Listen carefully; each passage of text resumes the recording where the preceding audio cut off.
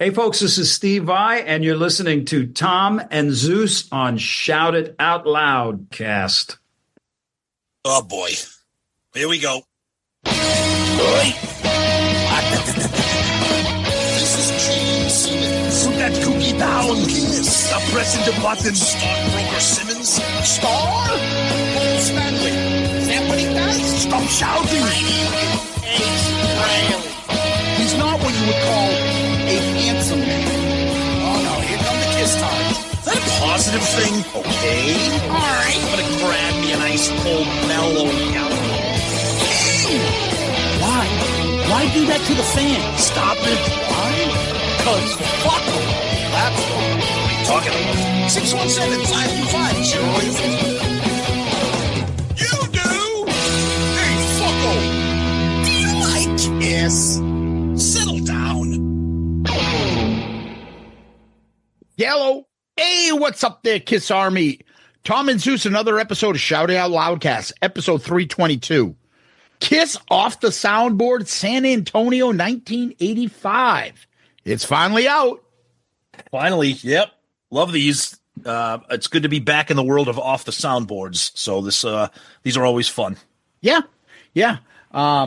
We'll get into all the details of that, but last week we had the great George Lopez on the show, and wow, that was incredible. As usual, the episode blew up and kind of became the talk for a little bit. And I was surprised at how positive it was, because I know Lopez is kind of political. I figured you get some hate backlash on him, but people loved his stories. And we did find a way to get a poll out, I think. So how'd that go?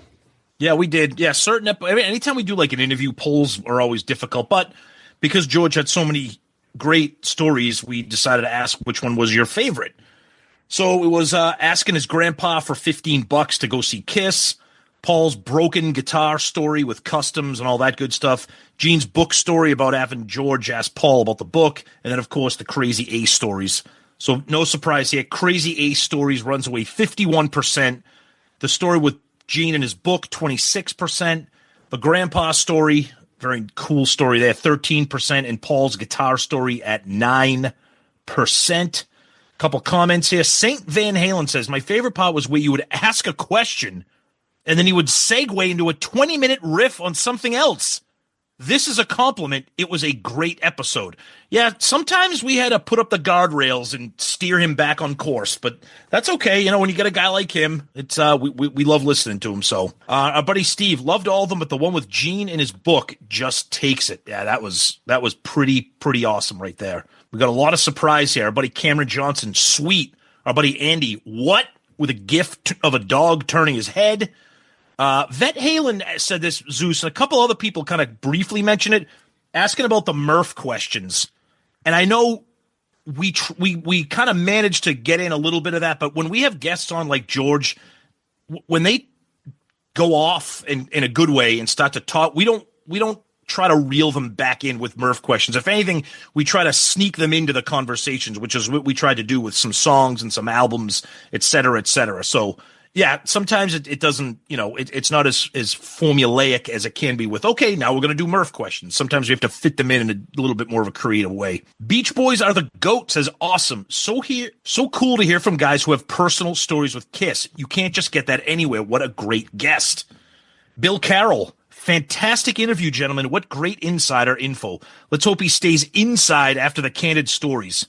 Freaking ace. Yes, of course. Conrad Pena, great interview with George. Loved hearing all those stories he had with KISS. Brendan Crabb, Jen Terry would be a great guest on the show. It needs to happen.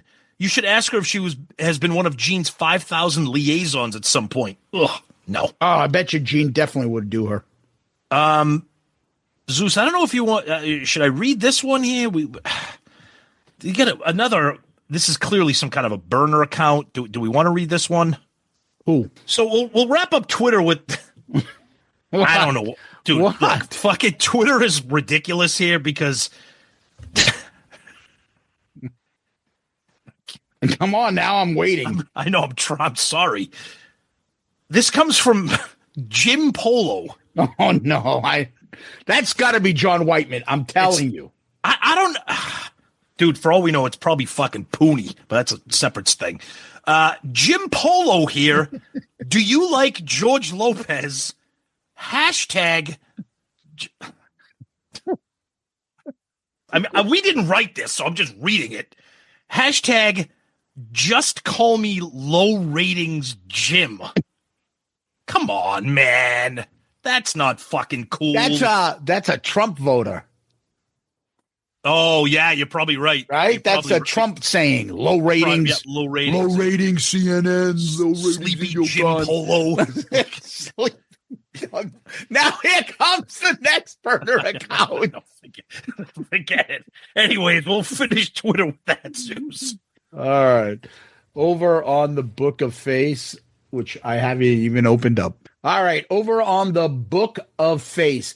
I don't understand what the fuck is up with the all comments, relevant comments, newest comments. Dude, just put fucking all comments as the fucking preference. Yeah, and then switch if you want to get out of it. I agree. The other day I saw on Real Time, Bill Maher did a thing about like technology. Go fuck yourselves. You're supposed to make things easier. Switching things every couple of months because you think, oh, this will look sharper, or this and that. Moving buttons, changing things that no one's fucking asked for, and things like that, and moving all stuff. Like, it's such a pain in the ass. It's supposed to make things more convenient for you, not less. Like, shit like this just annoys the fuck out of me. Well, dude, Facebook's a fucking disaster. The amount of stuff I see on Facebook that I don't follow. It's all Facebook's a joke now. But anyway, yeah, I'm with you on that. It's fucking sucks. Brutal. Like, why are you showing me Facebook posts for a weatherman in fucking Utah? Yeah, like, what algorithm are you using that thinks I care about that? Yeah, I know. Anyway, the Greek Thunder from Down Under, Thanos Akratides, who I owe a phone call to. I know, sorry, buddy. I'll get back to you, man. I just a lot of shit going on. A great enthralling show. George Lopez was exactly what I was expecting from a Kiss nerd. Always liked his comedy, knew that he was a great Kiss fan. Great to see the inside stories from his memorable days with our favorite rock band. It's a Kiss world, and we're living it. Thanks again, guys. Great show. Thank you, Donis. Bobby Kenner. Guys, this episode absolutely rocked. You guys doing what you do best, bringing in a big name who happens to be a massive Kiss fan. George Lopez has always been a legit funny and a superstar in his own right. To hear him gush on Kiss just makes you love the band more. Allison Hagendorf talked to him backstage live on MSG pay-per-view. And his stories, wow, that Ace story alone. Ah, shit, Peppy. I jizzed all over my guitar. Gotta have to wipe that down before I get on stage. Oh, boy. Kevon Japson. There we go. Giggity, giggity, giggity, giggity. Here we are, and he has a photo of him and George Lopez. George's head is huge in this fucking photo, but he's always mocked his big head. Here we are on the Kiss Cruise, both completely shit-faced. Very cool guy, even though his breath smells like he just gargled shit. Nice. He probably just fucking puked in the bathroom, but who cares? At least he didn't pass out after jacking on his stomach. What the fuck, Ace? Brett Roscoe. Fantastic show. So much fun. But I got to say, when George was giving his opinion on how the final show had ended, I got emotional. Just Paul and Gene wiping the makeup off, taking a bow, and then vanishing into the smoke. I get emotional when George said, if the guys had done it for real, I'm guessing many others would have been in bits. Wow. Love this episode. Also, I cannot wait for a situation to come up where I can come back with, it's water solvent. Absolutely classic. He's right. That's what made that interview so great. Not only was it hilarious with some of the silly stories, but some of that really interesting insight on that final show and just some insider stuff in general. It was awesome. It was great. I'm glad everybody felt the same. You know, I'm still hearing his fucking echo.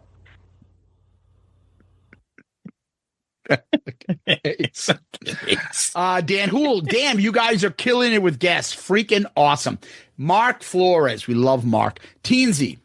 As always, the hottest show in the land. Did you know George Lopez was a key figure in facilitating a Sammy Hagar-Eddie Van Halen reconciliation before his death? Yep, we heard about it a little bit more from everybody. Why didn't we bring it up?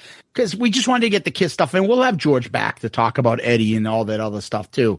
I could give details on that, but more important to shout out Loudcast is that Jan Terry is not only still alive, but resurfaced 6 months ago in Chicago to an anxious group of fans. Good Lord. Is that a positive thing there? No. Yeah. This week we had our probably most surreal episode with Jerky Boy's Johnny Brenning on Dorm Damage. I think it'll be the ultimate, insider Loudcaster episode to have a Jan Terry on the show. We'll see. Oh, God. You never know. You never know on this show, at least. We like to mix things up and get you guys guessing as to what we're doing next. John Whiteman, after hearing the load story about Ace, I'm second guessing my decision to purchase his used socks. Oh, Jesus. Another episode that ended way too soon. You better hope George doesn't start a KISS podcast. He'd be a real contender for the #1 show.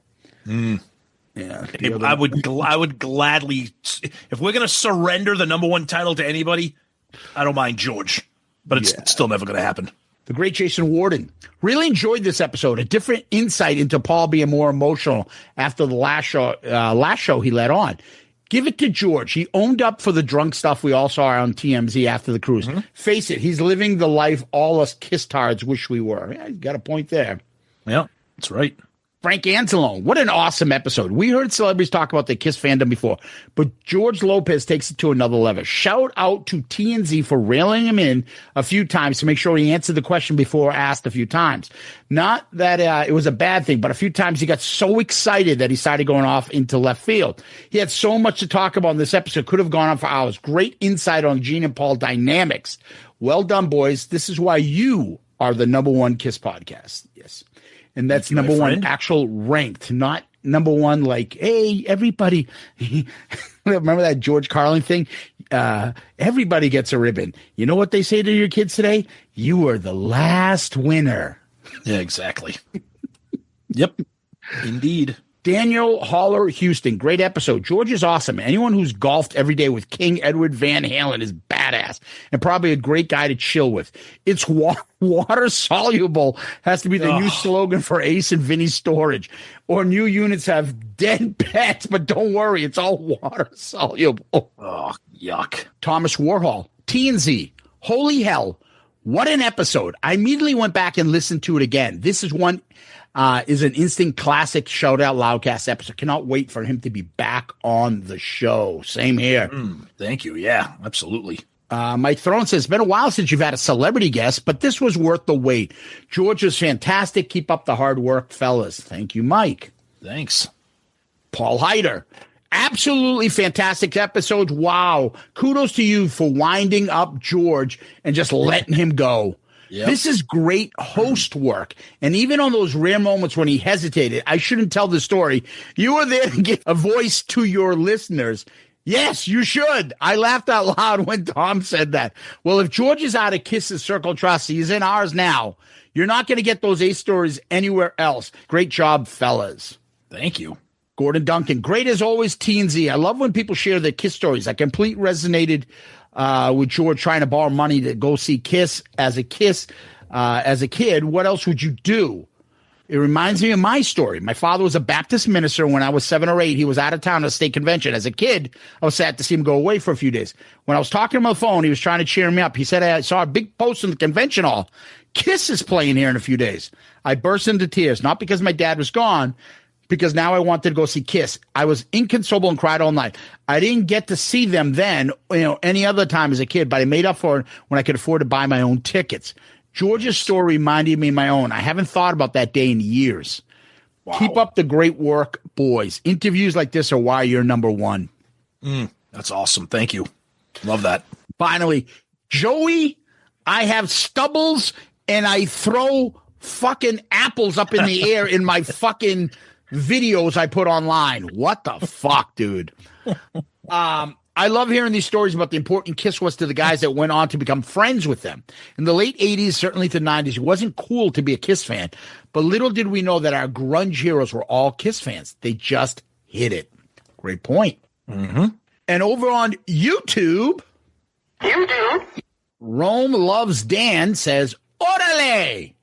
Great episode. Love George's enthusiasm for Kiss. The great Chris Flood. Great interview, guys. I could listen for 5 years. Hopefully, Lemon Lips don't hear this because he did not kiss their asses all the way. Now, if 3 sides of the cheese did this fat guy in his basement would say, I have the most Kiss coloring books in the world. Plus, we both like tacos, George. Minnesota Twins George, is any of your work on vinyl? Because I collect vinyl. And finally, Mike would say, can you believe we all like Kiss? Oh, boy. Okay. Dude, Flood is a fucking instigator. I love it. Oh, I love it. I love his shit. Yeah. Leo Arguelles 5943. That was total death, which I assume means a positive thing, Tom. I've never heard that as a compliment, but okay. All the bullshit in the media goes straight out the window. Whether you're right, left, independent, Kiss takes all that shit away. Viva Shout It Out Loud podcast. Oh, we need shirts with that. Except it's Shout It Out Loudcast. I want a shirt that says Viva Shout It Out Loud. That's awesome. I like that. Yeah. And that's what I got, Tom. Back to you, brother. All right. Let's look at a couple things on Instagram. Selling the Moment. I think this is our buddy Tom Selling. I hope you big shots will have time to hang with us little people at Vegas. Great show, guys. He's such a genuinely nice guy. First of all, Tom, we're not big shots and you're not little people. We'll all be hanging out in Vegas. We'll get to that shortly. Dave Rockstar. Wow, George really delivered a load of great stories about Ace. I wasn't aware of him being such a big Kiss fan. Pantheon Pods, our home base. Great get, guys. George was also golf buddies and good friends of Eddie Van Halen. Yes. And a message from the great Keith LaRue. Cool. My buddy George spent many a Kiss shows with him. Keith LaRue chiming in there. Let's blow through a couple emails here. Pam and Joey. You should not be sharing an email address, but that's a separate story. Just started the Off the Soundboard San Antonio. Is it just me, or is this the fastest version of DRC? Seems like they're just speeding through it. Well, you're going to have to stand by and wait for that one. Our buddy West Beach. Tom and Zeus, another fantastic episode with an unexpected and exciting guest. I knew George was a big rock fan as my former bass player, Greg Smith, told me he met him backstage at a Ted Nugent concert, and he was an enthusiastic fan. It was refreshing to hear a new voice in his Kiss experiences, and funny and not unexpected to hear Gene was always focused on making money and instead of enjoying life. Yeah. And then our buddy Wes goes on to a couple things about Gene and his solo tour and the Off the Soundboards, et cetera, et cetera. Great stuff from Wes. Thank you for always commenting with us. Our buddy Tony Smith, dude, George Lopez episode's home freaking run. You will be hard-pressed to do better than this one. Loved George's Kisstory nuggets, especially the Ace story about him shooting his load. Oh, God. Looking forward to his next visit. Thanks for an A-plus episode. Our buddy Scott Greer, what a fan-fucking-tastic episode. Great get, and it was wonderful to hear his interactions and stories with the band. Just another example of why you have the best Kiss podcast and one of the best music podcasts, bar none. Well, thank you, Scott. Yeah, and that's why we rank on the music podcast top 200 every fucking episode. That's right, baby. Russell Hall from Australia. This is great. I never heard of the Jerky Boys. I've never heard of George Lopez. What the fuck is a koozie? After every episode of SIOL, I check what I've scribbled down on a Post-it note. Please tell me you call them that. And I do my own research to get even more out of an episodes. You Americans have some weird-ass expressions. Good day, mate. Or as you say, have a nice day. That's all. I like that one. That's great. Now we're going to finish up our feedback with another comment from our buddy Tom Selig, who we are going to be seeing in Vegas, which we'll get to shortly. Tom says, my wife was in her office working when I started talking about Vegas. She says, so which kiss tards are going that you know? And I say, did you just say kiss tards? She goes, yeah. Does that do it for you? Are you all hot now? See you in Vegas. Well, Tom, first of all, you're a great friend of the show, great supporter of the show. Your wife clearly gets it. Plus, your wife knows that kiss tards get you hot. So all of this just wraps up into an incredible story, a great email for you and your wife. You are the comment of the week. Good answer. Good answer. I thought, what do you think? We're going to be watching you. Hey, Tom. Tom Selig also put a photo of him going to Vegas with his suitcase open. Did you see that? I did. It was incredible. So he had 3 Shout It Out Loudcast different T-shirts, which you can get on shoutitoutloudcast.com. And he had Raise Your Glasses, our book. All of them available on Amazon. You can go to get that right from shoutitoutloudcast.com. Just throwing it out there, brother. That's a great little bonus for the comment of the week, too. He should get it just for that picture. It was awesome. Oh, yeah, absolutely. Yep. Tom, I want to thank him, Tom Selig, and I want to thank the rest of our Patreon followers, which Tom is. And in addition to that, we got a couple new members, Tom. We do. Yes. We have Mike Mead, who joins us as a Spaceman member. And George Lopez, who joins us as a Demon member. How fucking incredible is that, dude? Amongst the members of our Patreon subscribers is the great David LaGreca from Busted Open Podcast and George Lopez. Wow. Incredible. That's so so you might want to join, come on down. And George did join as a Demon member. Yep. Wow.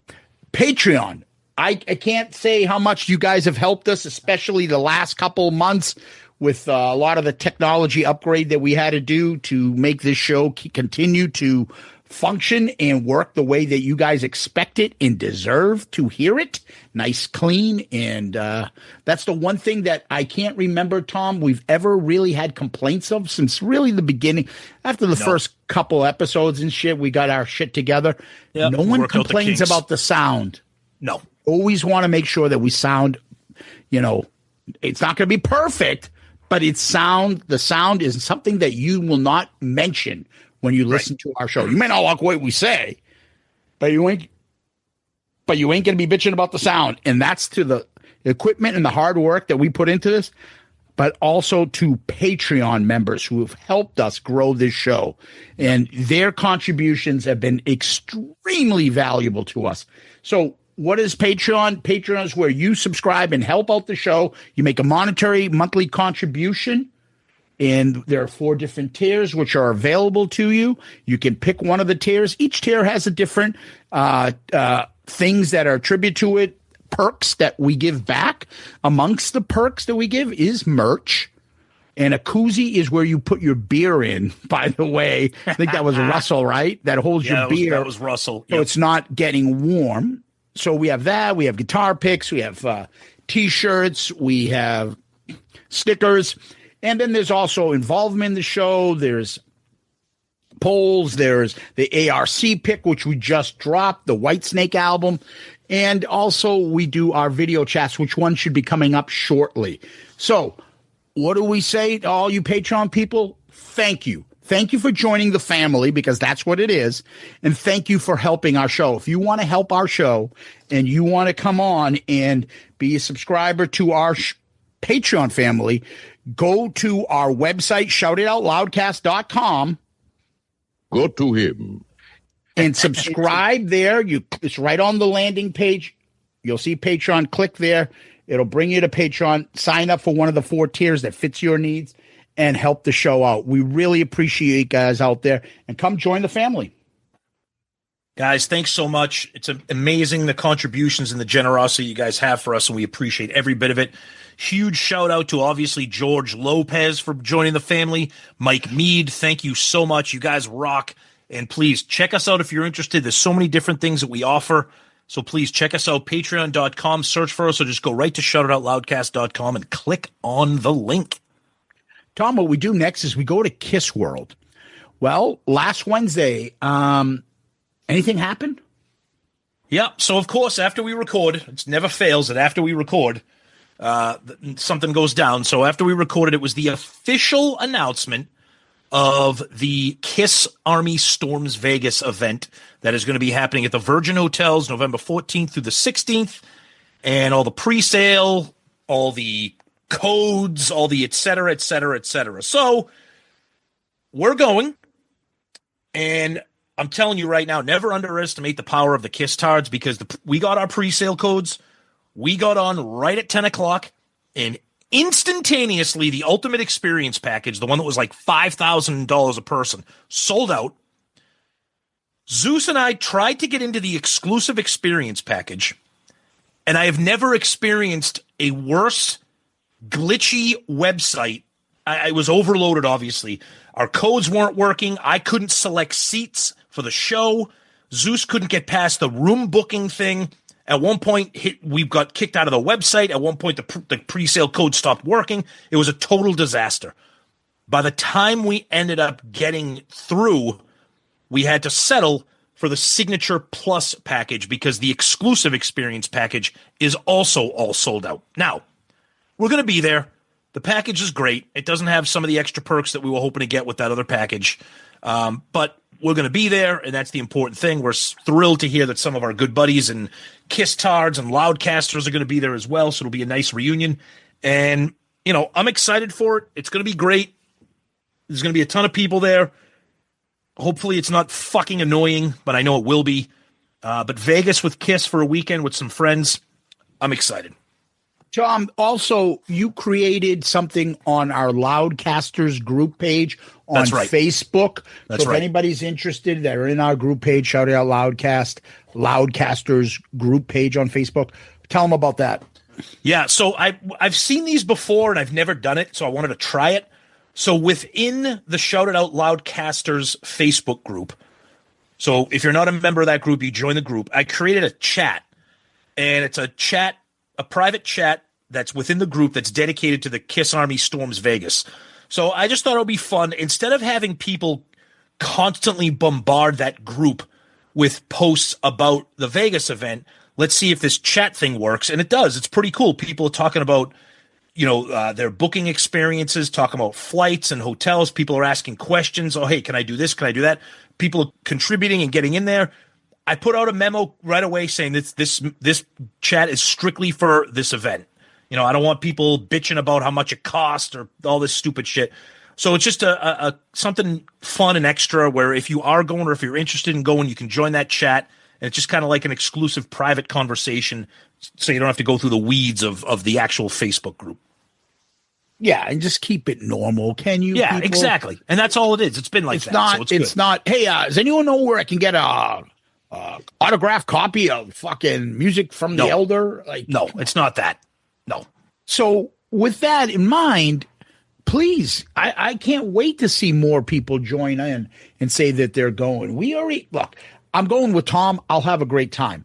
Right. But we already have a few kids that we know that we're friends with that we can't wait. We have other people that we know that are musicians, artists. They're in Vegas. Hopefully we can run into them as well, including the previously mentioned George Lopez. So I know we're going to have fun, but we'd rather see more of you guys there. So if you guys can make the trip, that'd be great. If you can make it there, that'd be awesome.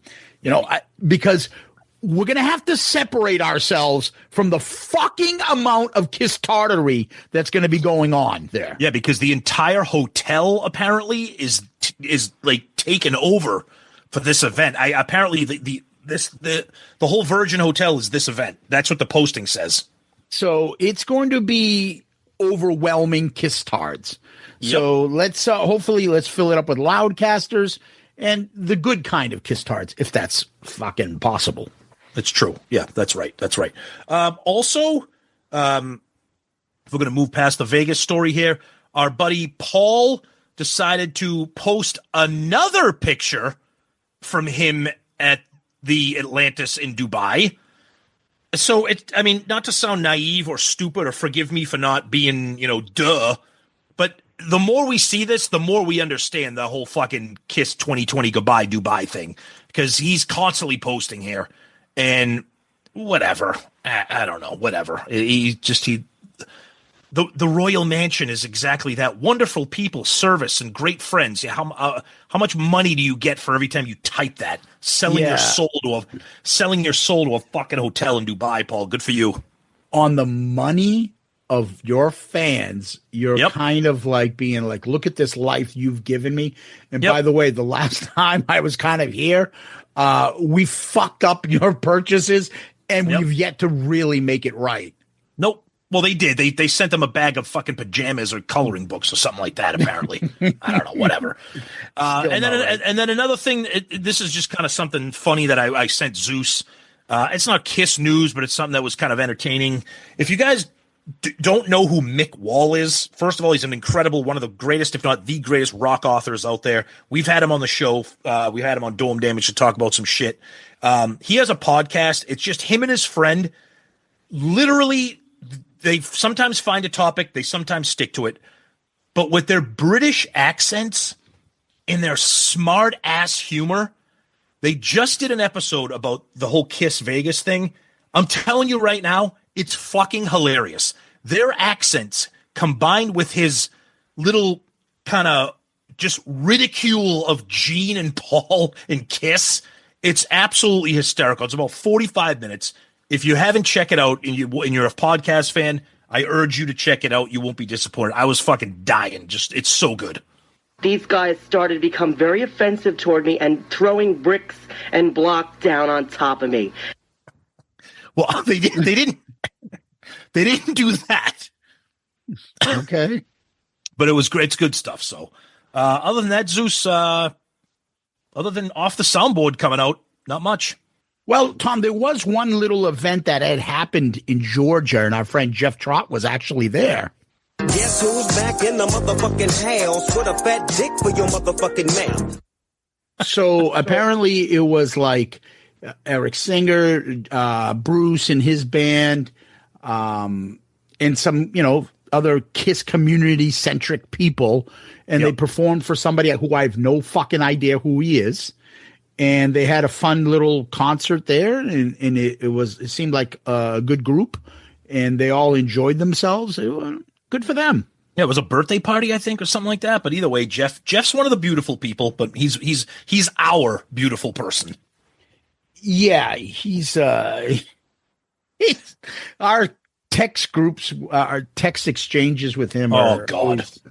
Highlight of the day. Yep. Highlight of the day. Yep. So anyways, Tom, let's take a little break. Stop. Don't talk anymore.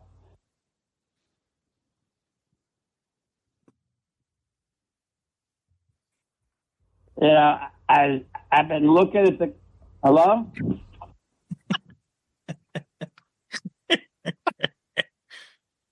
Oh, God, Ace. Fucking A. Well, Tom, we're here.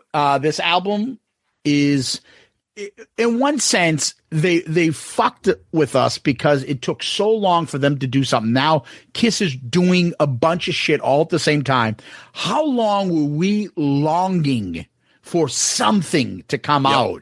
Something different. Well, the first thing that came out was this. And what's sad is it's kind of overshadowed by their Vegas thing. I wish they spread this out, but regardless, they decided to roll out this album on last Friday, which is the 28th of March. Mm-hmm. Yep. And some people got it through Kiss Online and got it on time. And that was only the vinyl experience with 3 different couple vinyls. I don't know if they got the T-shirt that was put away because of Bruce and Eric not being on there. I don't know. But it did get released. And I must say, from my perspective, this was fucking horrible preparing for this episode. I fucking hate that I had to use Spotify. Talk about inconvenient. Like, I have everything organized on my phone. You have Here's to why. explain to me how that's inconvenient. Okay. Because first of all, it's not that big a deal to switch and press the button and go Spotify, and that comes up in my car and whatever. Yeah. But Spotify, if I played the song, it's confusing as to play the album through.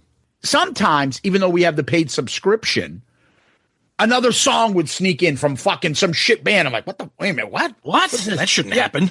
Yeah. And then in addition to that, like trying to push the button and scrolling down to get to the album tracks and being like, dude, I want this in fucking order, not in shuffle. It was a pain in the fucking ass. I'm sorry. It was a pain in the fucking ass.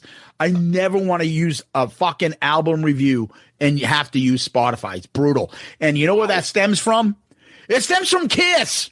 So go fuck yourself with the idea that people are like, oh, why do you want to do this way? I know you guys have enjoyed it this way, speaking of my previous comment, but we're going to change things up now and only release it like this. Right. Who the fuck found this convenient to be like, oh, yeah, and you can get this thing in Japan if you want a CD to burn to your computer, or you can buy it on iTunes or something. Get the fuck out of here. I'm trying to buy a physical product which will make you more money. But you've decided to be like, no, we want to reward our Japanese base by selling. Who the fuck told you this was a good idea? Every Off the Soundboard has had a CD. This is shocking to me. When they did that, I couldn't believe it. Could not fucking believe that. And it's, obviously Japan, you're not going to get it that fucking day or that week. So you have other people like, I'm listening to this and I'm fucking around on Spotify, changing my format that I have for my iPhone library to fucking Spotify. And, going back and when you switch off songs or you switch and you play something else, you go back to Spotify. Now I want to play the fucking album again. It's not where I left off. I fucking press the button again. I don't want Detroit Rock City. I want to fucking start where I left off. It was a pain in the ass. That's my bitch fest. I'm sorry. I'm done. But go ahead. I'm just dying right now having you complain about Spotify as if you're trying to launch a missile. Jesus Christ. That just sucks. I'm sorry. Okay. All right. Okay. It was not convenient for me. Okay. All right. Oh, I'm sorry. I didn't mean to upset you. Yeah, that's KISS. That's KISS listening to you. Yeah. Oh, I'm sorry. I didn't mean to upset you. Yeah, that's what they're saying. Yeah. But go on. No, so, yeah, I got the vinyl. So, I mean, I have it here. I'm a vinyl dork. They got it right this time. Even on Spotify or obviously online. We could talk about the cover. Do we want to talk about that like we always do?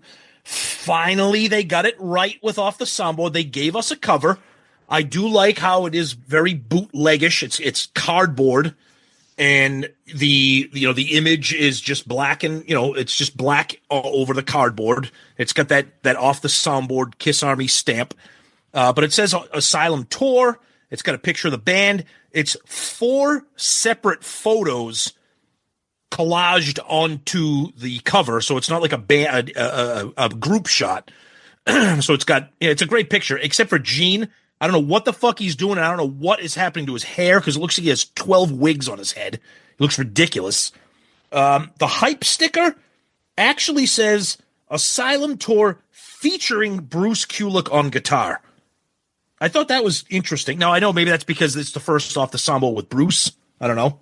Or maybe they're making amends. Bruce was the first one to kind of mention Las Vegas. Maybe they're realizing, shit.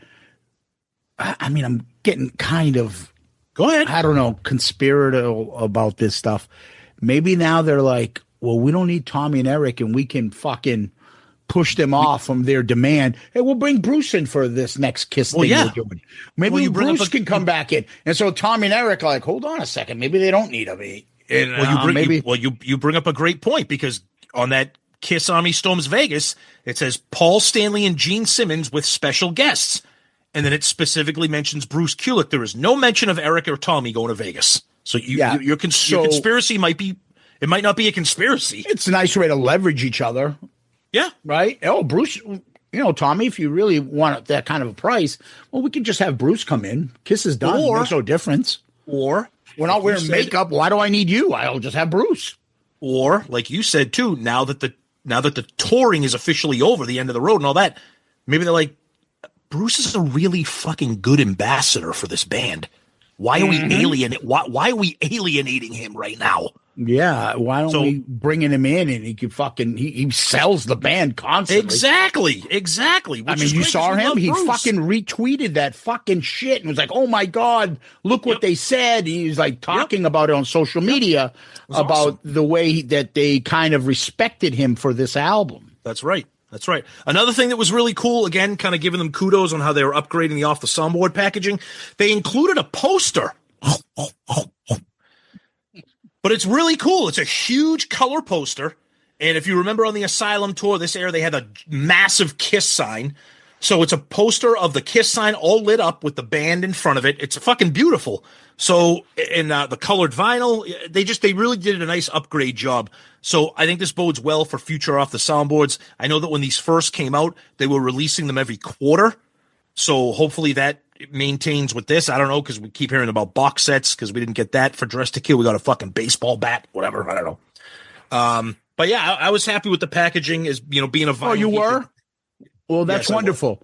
I'm not. You know why? Because I don't have anything in my possession, Tom.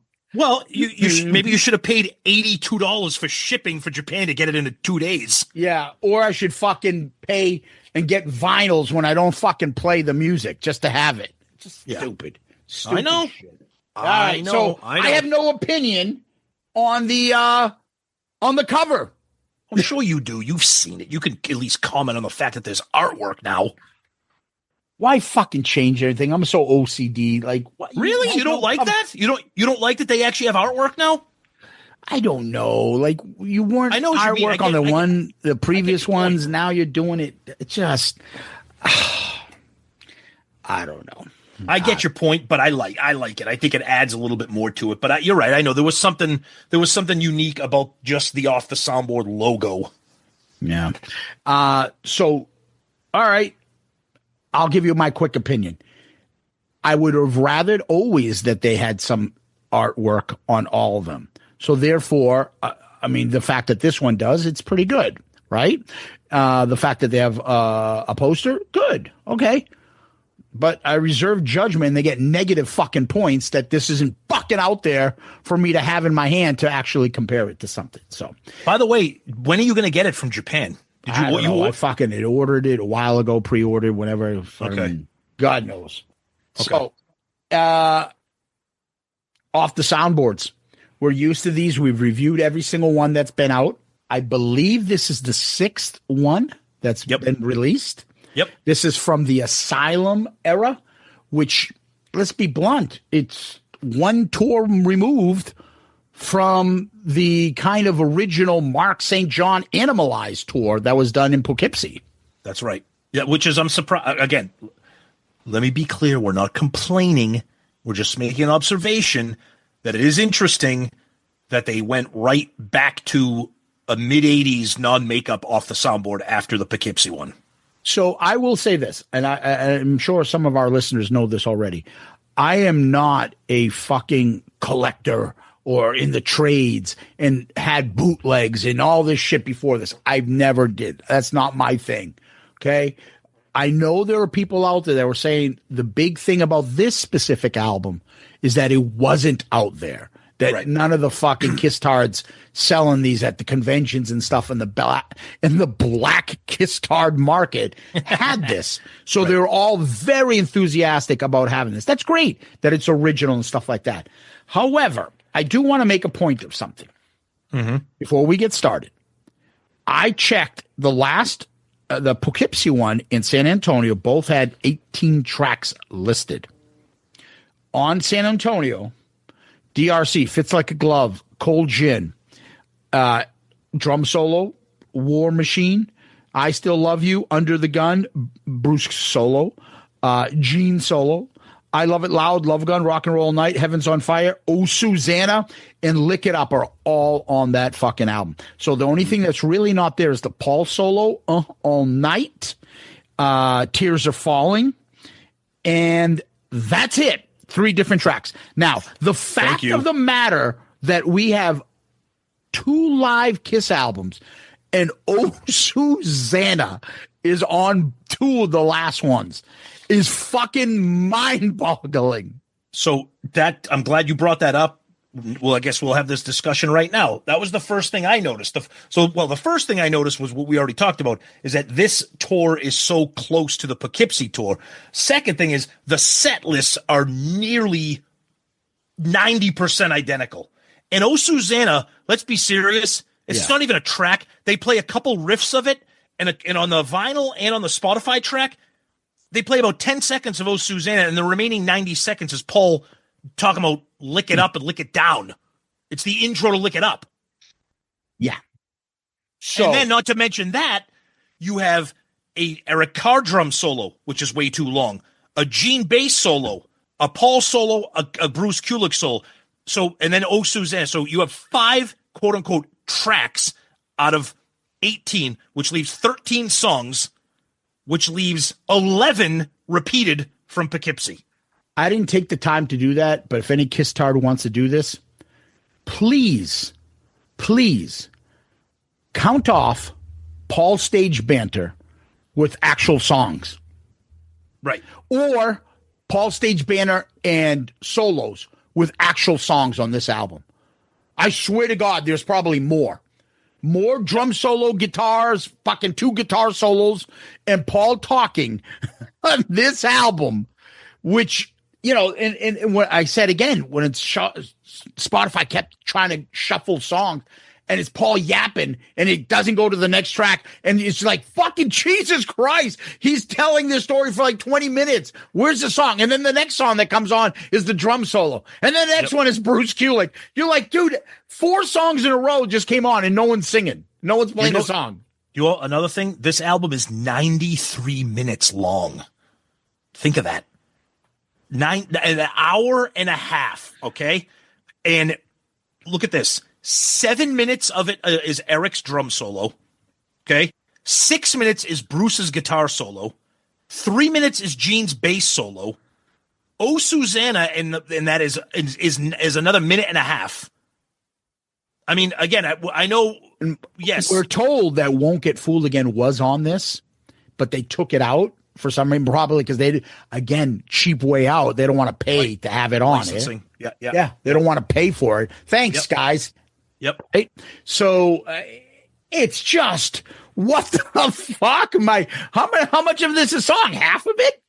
Right. I mean, now that being said, it gives you the full blown concert experience, start to finish. It gives you the feeling, and you've got to. I know what you're saying. Like, you've got to be there. If you're there and you're going through this, you're enjoying it way more than a fucking bootleg album of this 40 something years later. And the other thing too, this is meant to be, it's 90 minutes long. This is meant to be listened to it in its entirety. You don't listen to it on shuffle, and you don't pick and choose songs. You need to listen to this in order as it flows to get that experience. But it's a lot. It's fucking 90 minutes. No one's in their car for 90 minutes. No one's sitting at home for 90 minutes. So that would be a lot to do. Yeah. And I don't know why they fucking do this, but that's what they do. Right. Stop doing that to me. Sorry, Paul. Yeah, exactly. All right, Tom. I'm going to give you a rundown, and I do have all the words that Paul has. Oh, God. And it's more of a breakdown. Yeah, go ahead. And analyzing. Because we're not. This is not your this is not your standard 18 track by track review of a live album. But there's a lot to talk about here. All right, San Antonio, you wanted the best. You got the best. The hottest band in the world, not land, it annoys me. Kiss. Detroit Rock City opens up. Thoughts? Right away, I mean, we know this, the pace, and of course, Eric's drums. Eric's drums sound like fucking machine guns. Thunderous, booming, loud. Now, to me, the pace is much, much more easily digestible than the Poughkeepsie pace. It's still upbeat, but it's not as frantic and frenetic and out of control. Paul's having a tough time keeping up with the lyrics. He's singing, but he's not singing with the song. because I just think it's the opening track. I think the pace. So he's saying the words to Detroit Rock City, the lyrics, but they're not going with the song. Bruce sounds fucking great. So Bruce and Eric right there, right off the bat. I like what I'm hearing. Yeah, I like it too. I always like to think that there are different versions, some different bands that play a song. So if you like the Eagles like myself and you hear early classic Eagles live stuff, those harmonies are not the same by the last tour you see by the Eagles. So them playing Detroit Rock City with the Bruce era is a different 76 fucking Detroit Rock City, and it's a different 2020 Detroit Rock City, obviously. And this is just one version. Do you like it? Yeah, I like it. It's fast. It's a very good 80s version of Detroit Rock City. I noticed Paul doesn't do, because I'm thinking End of the Road Detroit Rock City. Wow! And when they start the song off in the beginning and then before he hits the first lyric. So do I like it? Yeah, I like it. It's Detroit Rock City. How can you not like it? So then here comes the first of Banter. Whoa. How you doing, San Antonio? I got to tell you something.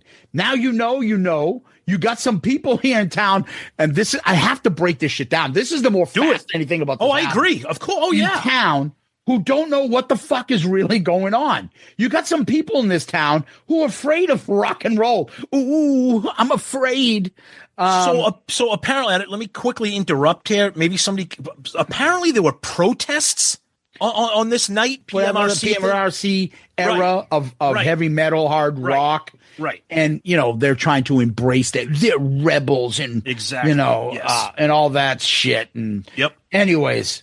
Oh, Jesus. It sounds like, you're getting a little overreactive to this. I'm hurt. Things that you can do for it. I'm very hurt. Well, Paul needs to calm down. But you got some people who are afraid of rock and roll. I'll tell you what's really funny. There are some people walking around who forget that they were ever young. I say, fuck them, because we're not going away. Ooh. Stanley Eisen. Okay. This is the guy that's 7 years removed from Hold Me, Touch Me, but you can go fuck yourself now. I had nothing more than a stump on the right side of my head. Oh, Jesus Christ. Well, I don't know how that's going to calm everybody down, Paul, but and then he goes to the next one and he introduces the second, because I'm not used to them stopping after the first track and Paul talking. Remember? I agree. They usually go to the first two or three and then they get into it. Correct. Right? Yes. And then Paul goes, here's a little song off the album Lick It Up. This one's called Fits Like a Glove. Fits Like a Glove. Dude, everyone is always like, wait, why was Fits Like a Glove like this can't miss song from Lick It Up all the way through for like, I don't know, 5 years? Like it never left the set list. I mean, I love it, but I feel like it was, I'm not complaining because I love it. I mean, so Gene sounds awesome here. He sounds I know it's only a few years removed. He sounds very Creatures of the Night Demon here. You think so? Yes. I think he doesn't like that. He sounds very demon. He doesn't sound like non-makeup Gene, if that makes sense. Band sounds fucking absolutely berserk. They're incredible. One thing that is running through this entire live set, and I know, it's off the soundboard, so this is warts and all. The backing vocals are horrendous. They are so out of tune and so out of key. Thank you. I'm so glad you said it. Dude, they stick out like a sore thumb, and there's so many songs in this set list that require a lot of backing vocals and gang vocals. They sound, it's distracting how bad they are. And the other thing I notice is that when he goes in just like, he doesn't say butter. He says hot knife. Yeah. And then the band just plays. But it sounds great. But those backing vocals, but again, it's mixed right from the soundboard. So you're getting, when you're at the show, you don't hear that. So, Tom, I had the same thing. I said typical Fits Like a Glove of the era. I can really hear Eric in the chorus. And I'm like, I don't know if that's a good thing because the backing vocals on this are pretty poor. I feel like some of that was Bruce, with all due respect to Bruce. It could be.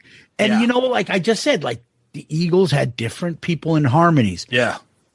I never had a problem in the harmonies with Tommy in the band and Eric Singer. Let's be honest.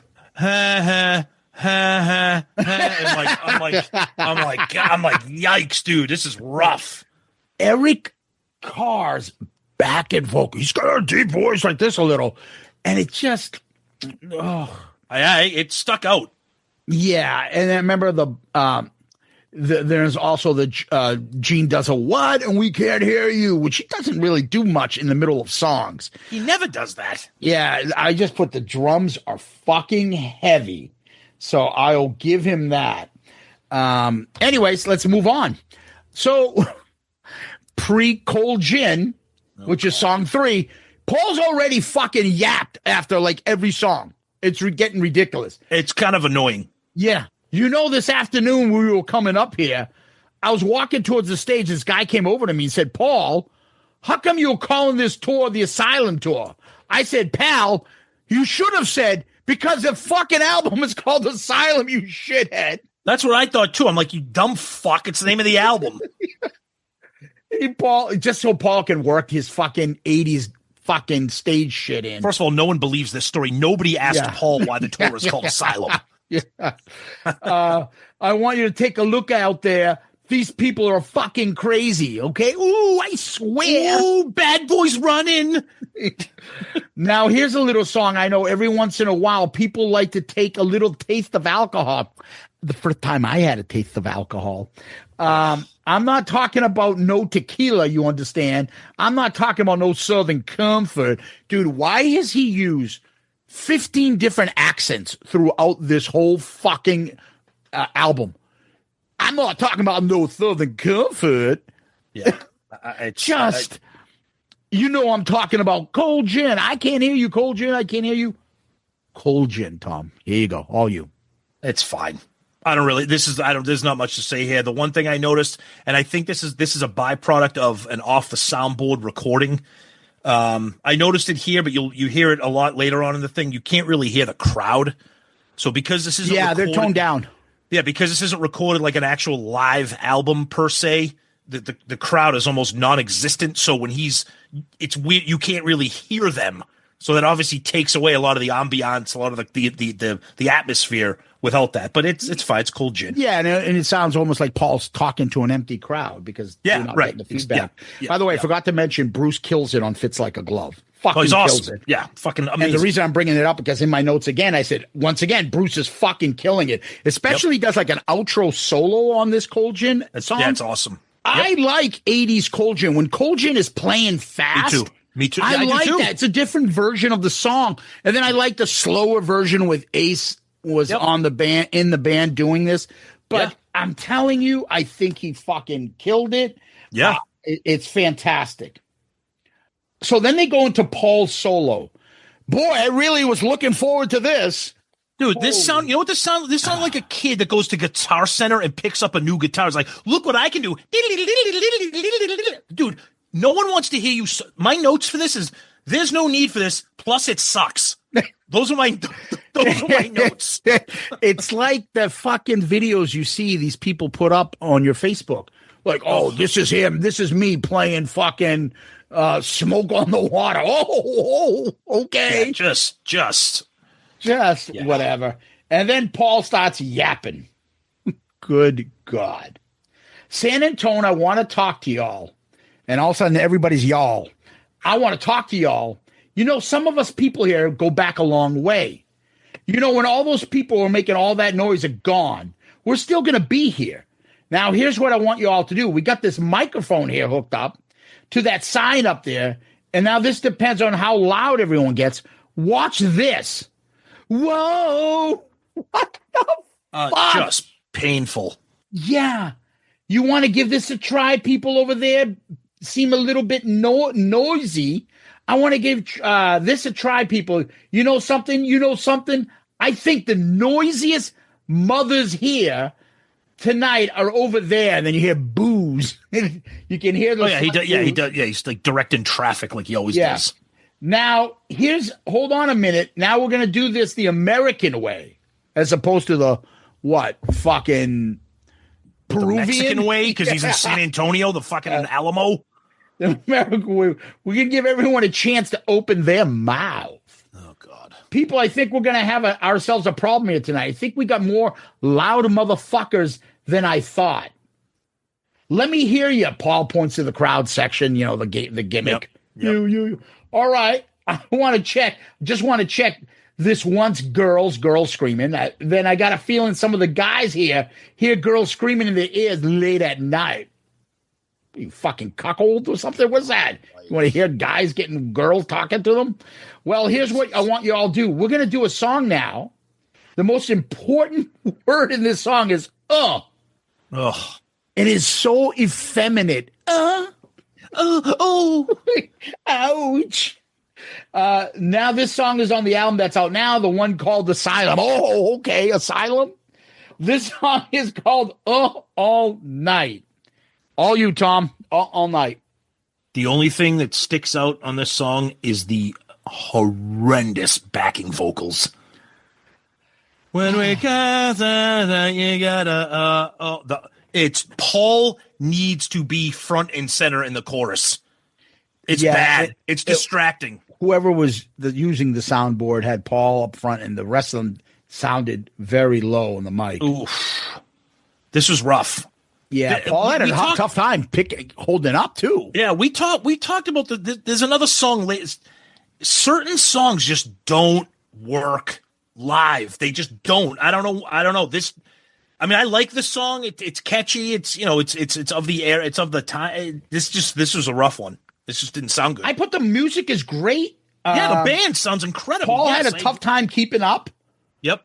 Chorus aren't as sharp. Nope. The breakdown in the middle, Paul says San Antonio, and Paul makes everyone say all night. Just the crowd involvement was cool, but yeah. But I like the song. I like that we have a version of this song, like a live version of the song, which we didn't have an official release of this, right? Right. So then they sneak into Eric's drum solo. I just put in yawn. I'm sorry. I'm not a drum solo guy. Some people, well, I'm a musician and I'm a drummer. Okay, great. You guys might like it. This is just fucking time filler on an album. But go ahead. This is terrible for a few reasons. It starts off as a regular drum solo. Then he gets into those synth pads. Yeah. And it turns in, and it starts sounding like the Beverly Hills Cop theme or something. And I know it's 1985, it's that era, but like this was just 7 fucking minutes, dude. No. How about the beginning? Doom. It sounded like the Revenge of the Nerds, where everybody's at the fucking Alphas thing, and then they hear the music. They hear the noise, and they all run over. Yeah. To the fucking nerds group. Yeah, that's what it sounded like. Yeah, those pads, those electronic pads. Clap your hands, everybody. Yeah. And everybody clap your hands. Anyway, and then Gene says, Eric on the drums. Oh, yeah. And then he says something like, Eric. Like, just. I heard that too. I'm like, what are you doing? They go right into War Machine. Yeah, I know people are probably listening to this being like, God, you guys fucking are terrible. Well, wait until my final thoughts. It's different when you're picking apart an album like this. I just think it's too fast, and I think it takes the menace away from the song. I don't think this song is not meant to be played this fast. That was my only complaint. It sounds great. The band sounds great. Gene sounds pretty good. The chorus vocals don't sound great, but I think the pace of the song takes away that menace of the song. I will say this. I think it's a good version. I'm, again, pissed there's no sirens. Yeah. But Eric brings it and makes it, to me, heavy. I like Singer. I like Eric Carr playing the drums on it. Makes it, I feel it more authentic because it's Eric Carr on this drums on this song. No, it sounds great. My only gripe is just the pace. And then they go right into I Still Love You. Paul sounds great. Great song. He started weird. He starts playing, then he says something like "yuck." Yeah, I know. I heard that too. I'm like, what was that? Yeah, it's good. I mean, it's a long song. It takes a long time to get there, but it's good. And Paul sounds great. I mean, this is 1985. You know, almost peak Paul. It's good. Yeah, and then I would just add to it. I don't have a problem with it. I think, like, anybody hears this can see that Paul is a talented songwriter, singer, can do a great job. I'm not a big fan of the song. It's just doesn't do anything for me. But you can hear it and you don't like, oh, this is terrible. It's just, I really need it. And because Paul they didn't have the big ballad because Beth is gone. They weren't playing it there with Peter out. Right. They turned to make this kind of the like fucking stupid lighter song in a Kiss concert. Yep. All right. Turn it over. Go to Under the Gun next. This always sounds great live. Again, the vocals during the chorus. I know this is really raw because it's, again, off the soundboard. Sounds good. Band sounds great. I mean, this is the difference between Bruce Kulick and Mark St. John. Yeah. Right here, I think. So it sounds good. It's not one of my favorites, but if I'm going to hear it, I like hearing it live. I like the song Fast Kiss. Here we go. Yeah. Paul's having a hard time keeping up with it, but he wasn't like bad. Like it's just hard. It's just a hard song to be that fast and hitting everything. I thought he was fine. The chorus again, it's rough. It's rough. Yeah. Oh boy, we love Bruce, but good God. Yeah, I mean a 6-minute solo. And then Paul stops and starts yelling about a woman in the crowd or something like that. Like, it's just, I don't know, the whole thing is weird. I don't know. I mean, I love Bruce. And I love hearing him play, but I don't know. Yeah. I just don't need a guitar solo. I'm sorry, unless it's something interesting. Yeah, right? I agree. It's too much. Paul does this. Hey, Bruce, this is so weird. Come over. Come here. Come here. And he says, come here like 5 times. Yeah, there's a girl. There's a girl over there. Yeah. Where's that girl? Wait, she's back a little further out. Yeah, I know. I've got a feeling Bruce got something special for that girl over there tonight. What do you got for that girl? And Bruce does, I'm sorry, a poor Steve Vai of doing what Steve Vai does on Yankee Rose. Like talking with the guitar. Yep. Like he does on Yankee Rose. Yep. Where DLR is talking to him. I think it's bigger than that. And then Bruce does the same thing. Like, what? It's not even, it doesn't even sound like it's talking. It's just a wow. I think what he's trying to do, I think he's trying to almost play like a stripper song, like wow. Like when you whistle, like it did not work. Like, doesn't no, I sound know. like that. I know. I think it's louder and harder than that. Like, dude, you're trying way too hard. This sounds cringy now. So maybe in the 80s it was better. So that's the point I was going to make. We're listening to this 40 years later. You got to remember 1985. This is what everybody was doing. This shit does not age well. In fact, it ages terribly. No, I think it's longer than that. I'm like, still bad. You know what he's talking about now, don't you? Bruce Kulick, lead guitar. Oh, wow. How many of you people here watch a little MTV? Well, I tell you, we got a video on. Will my man servant Jim? Hi, is Jim around? Will my man servant Jim please come here and change guitars for me? Someone wrote, you hear in the background. All right, and then Jim Landon, manservant, ladies and gentlemen. Here's a song that. This one's called, this is almost romantic. This song is called Tears Are Falling. What? Why are you being like my manservant? What? So this is really bad all the way around. Really? I have a couple reasons why. The chorus sounds terrible. Eric's electronic drum pads are fucking distracting and brutal in here. Yeah.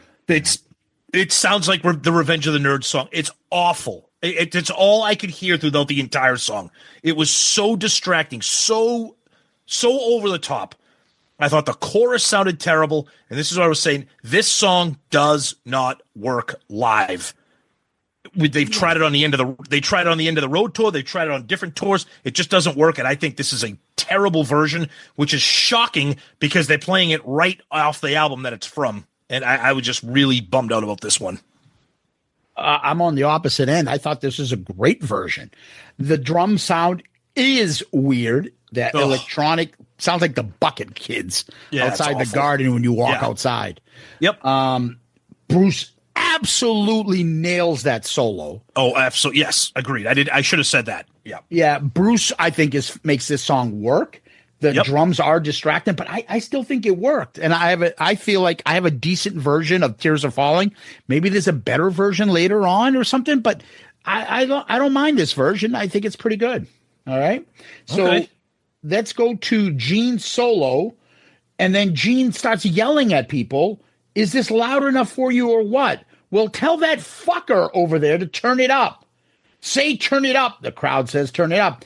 He didn't hear it. You say it again. Do you hear what the bosses want? Isn't that better? What the fuck, dude? So that was Gene being angry. That was not Gene. Like, he was pissed off at the sound guys. You could tell by the tone of his voice. That was not part of the show. He was pissed. Yeah, I just, you hear all this through history. Paul screaming at the fucking laser guy, or Gene getting hung up top, or Gene with the lights or something. But this is caught live. Gene is barking at somebody. But I will say this: I might be on an island here. After the actual bass solo, I fucking love the jam session that the band does. I love it. I love when the drums kick in and it turns into like this instrumental kind of jam tune. I think it sounds wicked cool.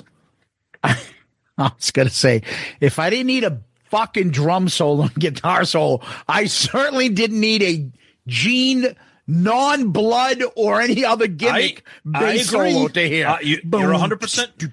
You're 100% right. I know. Jesus Christ. So then Gene does his usual intro that he comes into I Love It Loud. Motherfuckers, oh yeah? Oh yeah? All right. Then Tom's favorite live song. This doesn't sound bad. I don't mind this here. Gene is in full demon mode again. He's only 3 years removed from Creatures. The song sounds great, but everybody knows what the best part of this is, and it's the greatest Paul Stanley banter story in the history of Paul Stanley banters. So I like this version.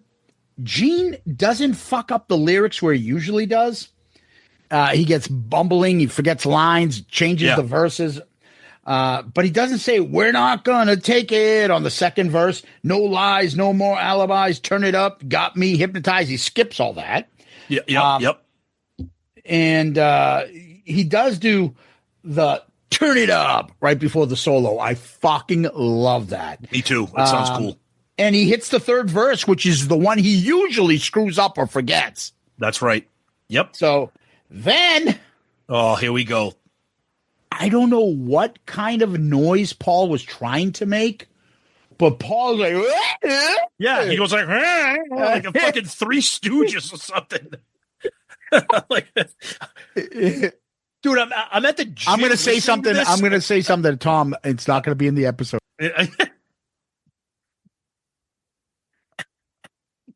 Right? Yes. That's what I'm thinking of. Oh, God. He sounds very like stressed out or not right. San Antonio. I want to ask you something. I want you to tell me the truth. I said, and this is in my notes, he sounds like Craig Gass impersonating Paul. Thank you. I didn't have Craig Gass at the forefront, but he sounds like somebody impersonating Paul Stanley. I want you to tell me the truth. Are you having a good time tonight? No! This sucks! Where's Ace? Fake Ace! Cheetah Chris! Because I'll tell you something. And then someone in the crowd, when he says this part, goes, fuck yeah! You can hear that. I don't know who said that, but it was fucking funny as hell. It don't matter what nobody says.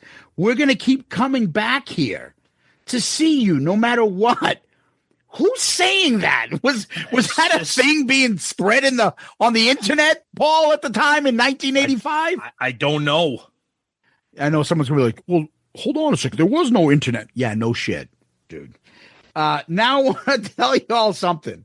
This afternoon, what a story here. This is just. And the funny thing I love about it, and I won't cut you off. I'll just cut you off. The funny thing I love about it is that there's not one word of this that's true. Oh, yeah. Oh, that's the best part. Oh, my God. I was walking down the hallway of my hotel, minding my own business, and a woman, what the fuck is that? What is a woman? Just walking down the hall, and she had her hair pulled up tight. She had her glasses on, and she had the biggest tits I've seen in a long time. Now I go walking over to her. I say, Mama, what are you doing here? She said, baby, I'm a teacher. When did this fucking lady become fucking Florence from the Jeffersons? You jive turkey. I'm a teacher, motherfucker. Like, where the fuck is he? Where is he? And I said, sweetheart, what are you teaching? She said, I'm teaching geography. So he met a geography teacher with her hair pulled back, glasses, and huge tits. Okay, Paul. I said to her, baby, I don't know too much about geography, but you and me are going to take a trip around the world. Dear God. Now we start discussing things, and things are going real good. And she says to me, Paul, I got to goom. I don't know what he fucked up what he was trying to say. I got to go. I got to go to my room and take a shower. I'm going to play this clip. I got to go to my room and take a shit. Which reminds me of this skit that fucking Martin Lawrence had on his show when he was talking about women. Sometimes they take the shit at the wrong time, and I'm ready to make love. And she's like, hold on a minute. I got to take a shit. It's fucking brutal. And she like, hold on, I got the shit first. And go take a shit right before you get ready to make love. And then come climb her shitty ass back in bed.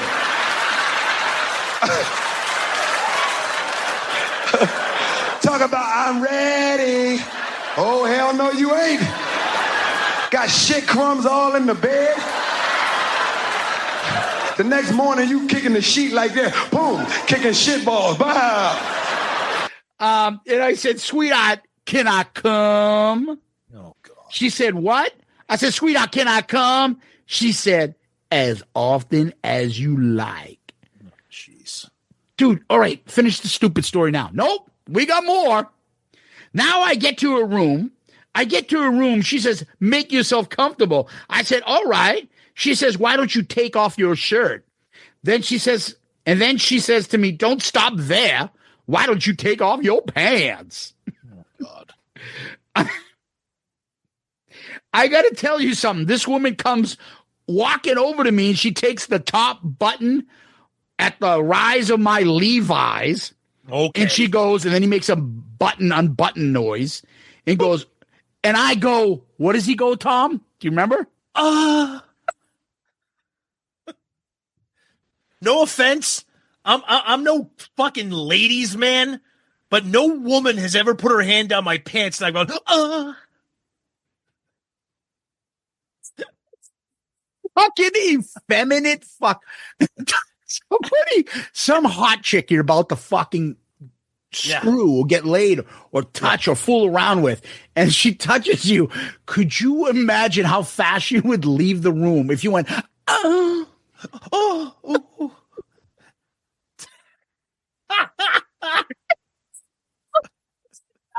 Dude, when I heard that the first time, I was like,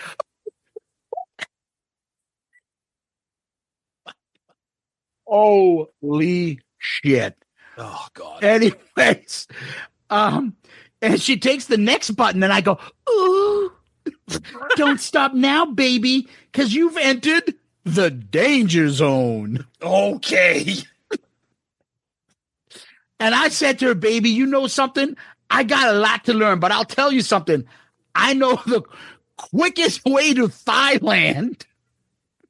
I know, it's so good. She reaches down inside my pants. She says, Paul, in the most fucking I love this. This is the best part of the whole fucking rant. You packing down there. You got a shotgun. I love that. I love that. Do you know what that voice he did sounds like? Go ahead. It sounds like Chris Tucker in Friday. Yeah. What the fuck you doing stealing boxes for? What you trying to build a clubhouse? What you get five? What you stealing boxes for? What you trying to build a clubhouse? Yeah, exactly. That's you what get a it sounds shotgun. Like. Yeah, exactly. Yeah, it's true. Ain't got me what on you stealing tape. boxes for? You trying to build a clubhouse? Yeah, exactly. And That's I right. know you didn't go out like that. Shit, ain't got me on tape. Trying to build a clubhouse. I said, She said, what you got down there? I said, want to take a look? She went, I said, baby, that's my, and then the crowd does love gun. Baby, that's my, and the crowd does love gun. Baby, that's my love gun.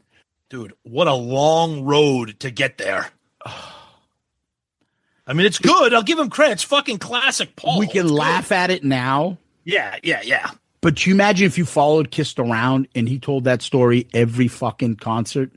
I know he would always change things up here and there. Yeah. Dude. Yeah. What the fuck? That was fucking out of this world. So the first time I heard, so this dropped on Spotify last Friday. So I get up at work early in the morning. I'm driving to work. And I was like, oh, shit, the new Off The Soundboard dropped. So I put it on. I'm driving. I'm fucking trying not to crash into a tree listening to this because I'm like, this is so fucking hilariously terrible. I had my daughter in the car. Oh, no. Who was like, what the fuck is this that you're listening to? Dad, don't ever play this in front of my friends. Oh, my God. God. It was like, she thinks of Kiss as like 70-year-old men. No, not really. Paul's probably in his mid-30s here. But I like how she had to like tell you, please don't play this in front of my friends. As if you're walking around going, hey, high school girls want to listen to the Off The Soundboard of Asylum? What you packing there, Paul? A clubhouse? Fucking absurd. All right, Love Gun, what'd you think? It's okay, except there's a little bit more of those electronic drums from Eric. Bruce gets a solo, which is cool because I love Bruce. This song doesn't actually have a technical solo in it. So Bruce gets to riff a little bit here, which I love. I don't know. I like the kind of the up tempo pace of this. I mean, Love Gun's obviously an up tempo song. I kind of like this. Yeah, I like 80s versions of Kiss classics. I like it because it's different. Yeah, because I like Bruce playing Love Gun. I think he does a good job of it. He's respectful, especially on the solo, but it's a little different. Yeah, I just don't like the electronicization of these classic songs with these fucking horrible drums. I know it's 1985. This is what they played. I get it. Yeah, I mean, next thing you know, fucking Paul's out there with a guitar because it's 85. It's just, but I think it's a decent version. I'm not going to complain. It's not terrible. It blows away me thinking of them playing Love Gun on End of the Road, Paul going up in the fucking stupid thing, the gimmick, where he flies over the crowd. I'm so tired of that shit. Yep. So I'm glad this is different. So now they're going to begin Rock and Roll Night, but, Paul can't just begin it. He's got to fucking yap for an hour. Holy shit. If you just played this in a row, you just heard the intro to Love Gun, now you're going to have to hear fucking more shit from Rock and Roll Night. You're like, what the fuck? Yep. There's like 10 minutes of fucking talking and 4 minutes of songs in between. This version of Rock and Roll Night is 10 minutes and 38 seconds. Yeah, because it's all Paul talking. Yep. Here's a little something. Let's go. Here's a little something. Now this song means a whole lot to us, and I think after a night like this song's got to mean something to you. This song, I think, is the rock and roll national anthem, which is fascinating that they're saying this in 1985. Yeah. Think about how much this song has grown and become part of the pop culture. Yeah. And they were saying this in 85. So, well, we need some of this. Yeah. Now you got to keep that going. Don't let us down. Show us what you can do. Yeah, that's right. You got it now. Right. You're going to start that again because we didn't hear that. Enough of that. Wait a minute. Stop. Now this one's just going to be between you and you. And now Eric likes to play on the offbeat. It's more of like a jazz, right? Here's what I want you to sing. Now hold on. I want to comment on that. maybe this is just me being conspiratorial because that's how I am. That was a dig at Eric. You think so? Yes. He likes to play. I think the way that they stopped this and had Paul talk and then said Eric likes to play in the offbeat, the jazz thing, I think that was his way of saying Eric fucked this up. That's how I interpret that. Maybe. And the only reason I have to go on that is is a slight adjustment in Paul's tone of voice when he was talking. Okay. And not only that, why say that? Why highlight that to the crowd? The crowd doesn't know what you're talking about. They don't know what the offbeat is. Yeah, why say that? When the word, if you're not familiar with a musician, when you hear offbeat, makes it sound like, oh yeah, he can't play it correctly. That's exactly my point. Yes, exactly. Eric's probably back there going, what the fuck, dude? Thank you. That's exactly my point. Yeah. And then Paul goes through this several times where he sings, I want a rock and roll all night and party every day. And the crowd repeats it back. Repeats it back 3-4 times, and he does it a few times, and then boom, right into the song. Yep. Any thoughts on Rock and Roll All Night? It's good. I mean, it's not, nothing sticks out good or bad. It's just it's there. It's you know. I'm always because I'm so used to what we're hearing all the time now because we went to see them so many times recently. Right. It's the fact that this is a different kind of version. It's Bruce and stuff and Eric Carr. Yeah, it's good. I get it. I enjoy it. I'm not bored of it. No. I hear you. Yep. Right? Yep. I think Bruce rips on this fucking solo. Oh, he's awesome on this. Fucking incredible on this. Yeah, and then they go into that kind of bridge thing that they do, which is which I've always thought that was kind of cool. Yeah, I like that too. And then obviously Paul has to he can't just fucking do anything. Nope. Paul, whoa, yeah, I want to know how many people here believe in rock and roll. Thanks to fucking 100,000 years being out, he has to say that here. He's got to say that. Yep. And then he does that. Everybody say, yeah. And then Gene goes, yeah. You can hear him. I love that. The fact that was so pronounced in the mix. Yes. Yeah. Exactly. All right, now, people, here's what I want you to do. Since you did so good before, I want you to clap your hands. Then Gene goes, yeah. And sing like this. Come here. And he does I Want to Rock and Roll All Night. Gene starts it, and I think he realized, oh, shit, I think the crowd's supposed to sing it. And he stops, and the crowd finishes. Yep. And then Paul's like, louder, better, let me help you. And then Paul starts singing it. And then, they end with, sounds like the pyro that ends the song almost sounds like gunfire. It doesn't sound like the pyro that we're used to hearing in a KISS concert. Exactly, yes. Yep.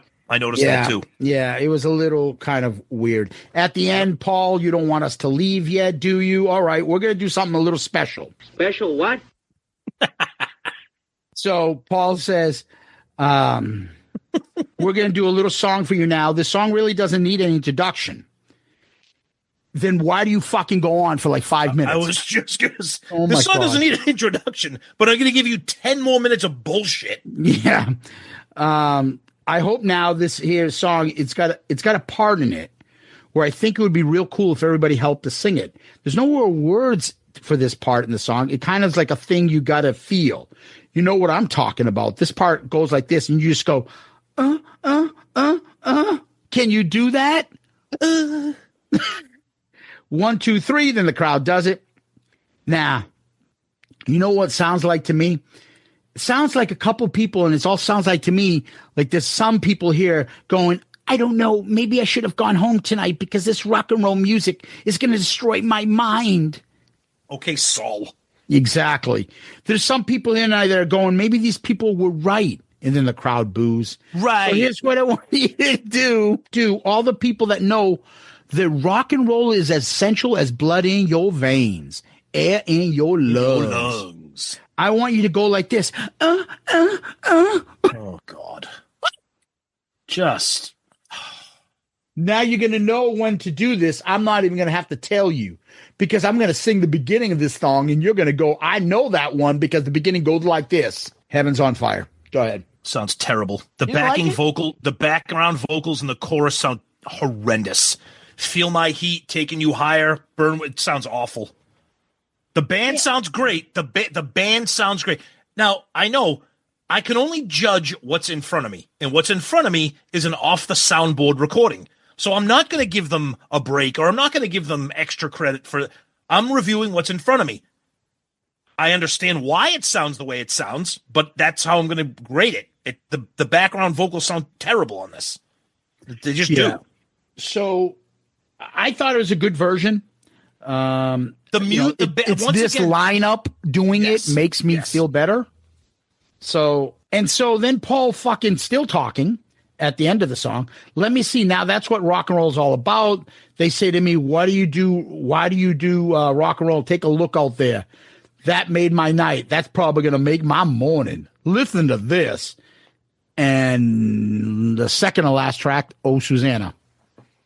Yeah, so they play Oh, Susanna for like 10 seconds. It's like down, whatever. And then all of a sudden, and then it just goes, and that's the thing. So on Spotify, even on the vinyl, the way the tracks are broken up, the Lick It Up, the banter before Lick It Up is not on the Lick It Up. It's on Oh, Susanna. You're right.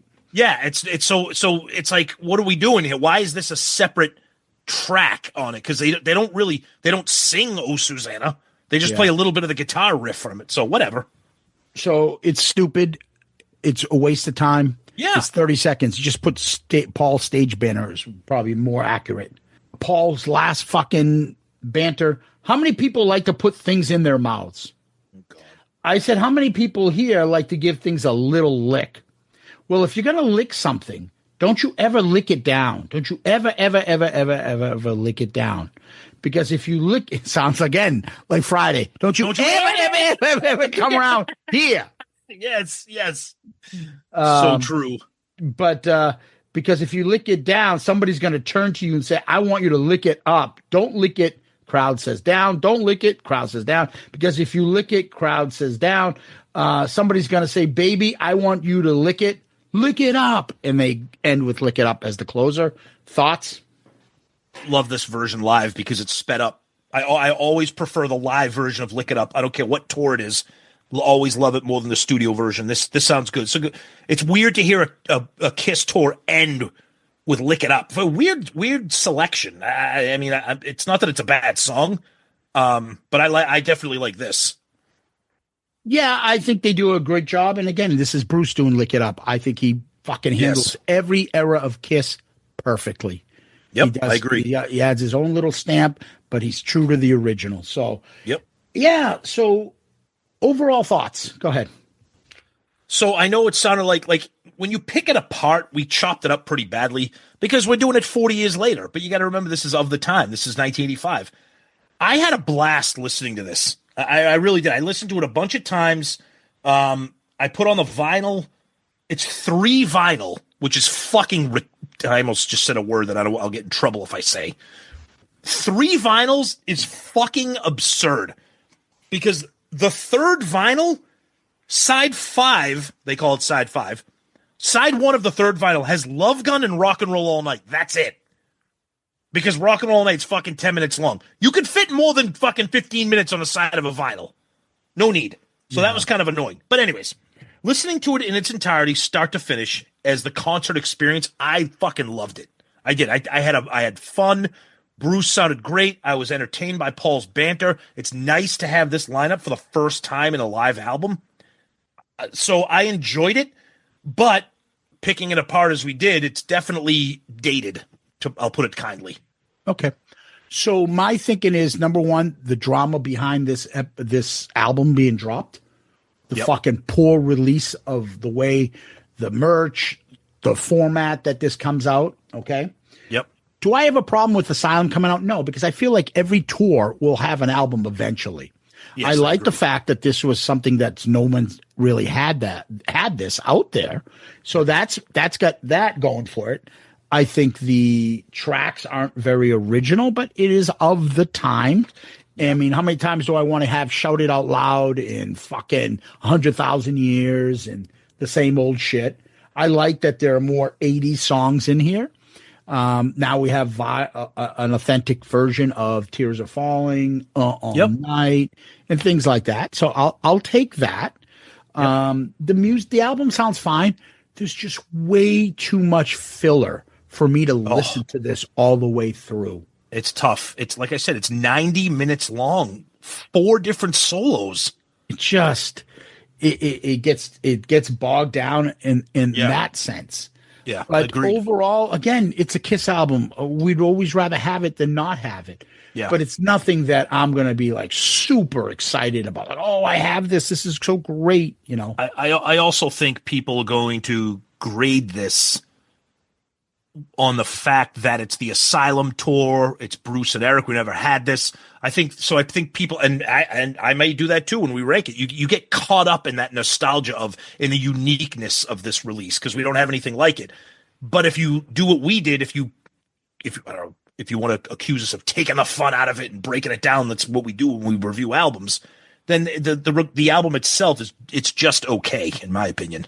Yeah, and it makes you kind of wonder like where most people fall when you start going, well, it's not alive. Then someone will say, well, then you prefer the authentic live albums more so than these off the soundboards, which are warts and all. Right. So maybe Paul and Gene are right by doing the corrections on their alive album set. But that being said, other than the background vocals, which I've hammered on this, I think the album itself I think the band sounds awesome. I think for the most part, Gene and Paul's vocals sound awesome. I think the band sounds fantastic. Bruce sounds great. I'm a little picky with some of the vocals, but we've heard off the soundboards that are just Virginia Beach is like a tough listen. That's like a tough fucking album to listen just all the way around. This is not that at all. This sounds good.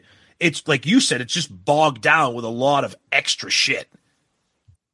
So, Tom, we usually pick 5 songs or tracks that kind of stood out for us or we liked. Why don't you lead us off?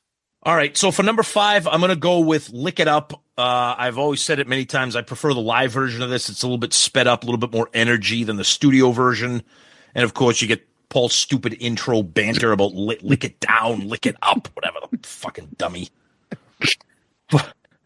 4, I'll go with I Love It Loud, only because you get the little intro there with Paul's. What do you get down there? Shotgun? What you trying to build a clubhouse? Yeah, exactly. Fucking dummy. Stupid. 3, I'll go with Love Gun, just because I always like when this is live. And of course, they give Bruce a solo because the song technically doesn't really have a solo. They give Bruce one here. Sounds good.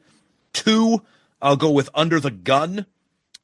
Because it is a deep cut, I'd say, and Bruce kind of picks up the slack that Mark St. John kind of can't do on his own. Plus, this song we don't get a lot of versions of. And I'm going to go number 1, Fits Like a Glove, just because I always love this song. Wow. Yeah, because I always I love this song, and I love it live, and I think Gene really channels the demon here. So that's my top 5. All right, my number 5, Tom. I wish I could pick Lick It Up as well, but it's too fucking long. Yeah, good point. Right for me. That's fair. So I will go with this. I will say I do enjoy the Fits Like a Glove part. So that's my number 5. All right. Number 4, I'm going to go with is Tears Are Falling. Now What? I understand. The backing vocals, and I probably will say this about the next few of them, but it's still like a Bruce Kulick, Eric Carr version of this. The music is fantastic, and Bruce kills it on the solo. It's beautiful. Okay, that's fair. So that's number 4. Number 3, I'm gonna go with Under the Gun again, like you, deep cut. Don't hear it much, so I'm interested in it.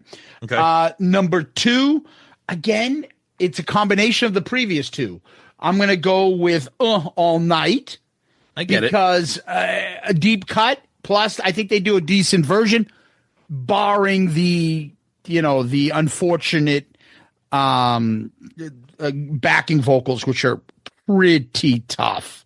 To be honest. Plus it's Bruce and Eric, and it's from Asylum, and it's the Asylum tour. So yeah.